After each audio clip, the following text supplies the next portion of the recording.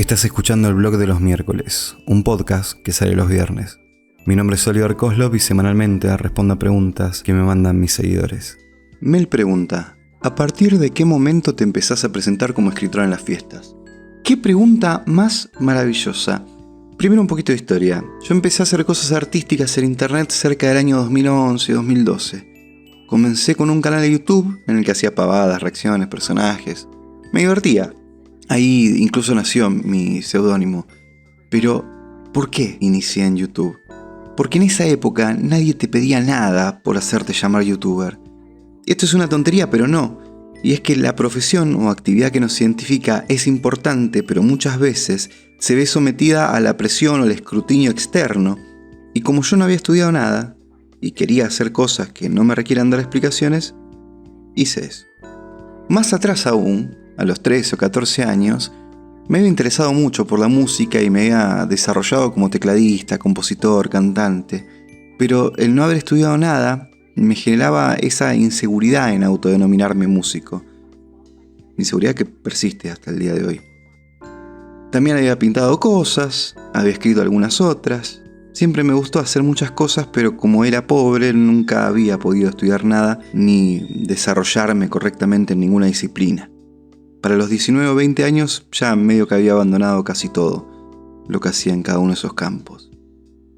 Pasado el tiempo y ya habiéndome casado, me casé bastante joven, decidí que esa nueva etapa de mi vida requería un hobby, una actividad, algo. Y ahí sucedió lo que comentaba al principio. Después de YouTube hice stand-up, después descubrí la poesía oral y el slam poetry, y me enteré que lo que yo buscaba haciendo stand-up era eso, pero bueno, no lo sabía.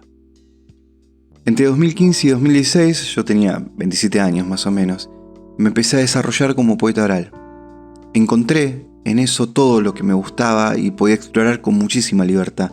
Entonces empecé a definirme como poeta oral, un mote o título que sostengo aún al día de hoy. Y aquí hay un primer punto de inflexión.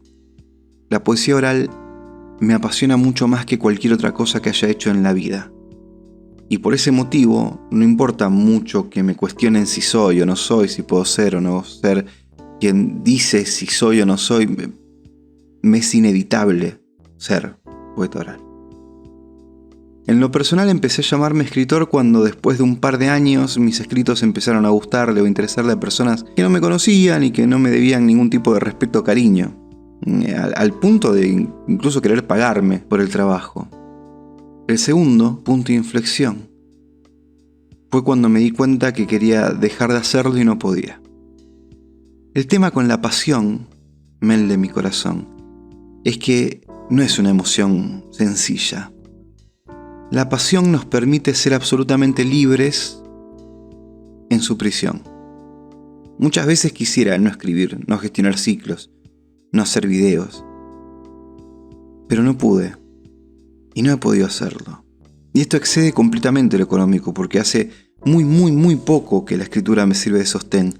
Los 37 años anteriores, 19 podríamos decir, sacando cuando era un bebé y iba a la escuela, mi principal ingreso siempre vino de trabajar de otras cosas, algunas de las cuales me absorbían la vida completamente, me desgastaban mucho, y así todo, no pude dejar de escribir y de gestionar. Decía, empecé a llamarme escritor cuando serlo se volvió inevitable. Soy gasista. Estudié eso y unos poquitos meses, muy poquitos, de relaciones exteriores en la UNR. Nunca diría soy gasista para presentarme, porque es algo que nunca ejercí más que en casos de gusto o necesidad, arreglar tal o cual cosa. Tampoco diría que soy músico, pese a componer la música de los poemas. Porque lo hago por necesidad. Lo disfruto, sí, pero si no volviese a hacerlo es posible que no pensase tanto en eso. De hecho, estuve casi 5 años sin tocar y no pasó nada. Quiero aclarar algo. Puedo estar muchísimo tiempo sin escribir, Lo he estado y podría volver a estarlo. Pero no significa que pueda dejar de pensar en eso. Los y las que somos apasionados por la poesía no podemos escapar de esto. Y si se me permite el prejuicio, la gente especialmente feliz u orgullosa de ser escritora o poeta me cae mal, muy, muy mal. Porque creo que los y las mejores poetas que conozco no lo destacan ni lo resaltan ni nada porque forma parte de su identidad. Es como andar diciéndole a la gente, no sé, que uno es rubio, que tiene los ojos negros, no sé. ¿Qué sentido tiene destacar lo ineludible? ¿Qué sentido tiene aclarar lo obvio? Un poco creo que uno se puede presentar como escritor en las fiestas recién cuando dejan de invitarlo. Cuando en la soledad y en el silencio uno es. Cuando podemos serlo incluso sin la aprobación ajena. Puede ser que ahí uno entonces sí lo sea. Yo soy un poco vergonzoso y muchas veces la Beli tiene que ser la que destaca mis logros por mí. No siento que haga nada en particular que tenga que ser destacado. Entonces es posible que tampoco sea la persona indicada para responder a esta pregunta. Tarde, ya lo estoy haciendo. Porque no soy bueno construyendo desde el orgullo. En resumen, el criterio puede variar.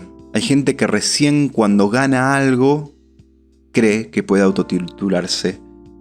En mi caso gané un concurso de teatro, pero no me llamaría dramaturgo.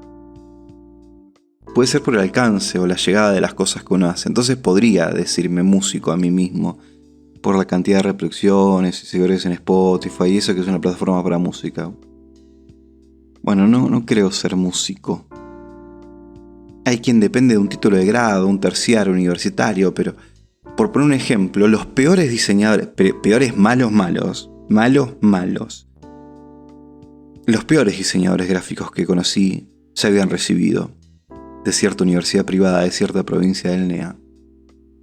Entonces, no creo que el título haga a la calidad en ninguna forma. En los campos creativos, digo, creativos, artísticos. Me gusta que los médicos que me atiendan tengan título. Sigo pensando entonces que lo que nos nombra no es lo que queremos que el resto piense, sino que es la pasión que nos aprisiona. Espero que te haya servido o aportado algo la respuesta, Mel. Te mando un abrazo muy grande. A vos, a los que no me quieren y a los que me quieren también. Este podcast es gratuito y te invito a que colabores conmigo, ya sea por Cafecito o por PayPal. Te dejo los links en la descripción.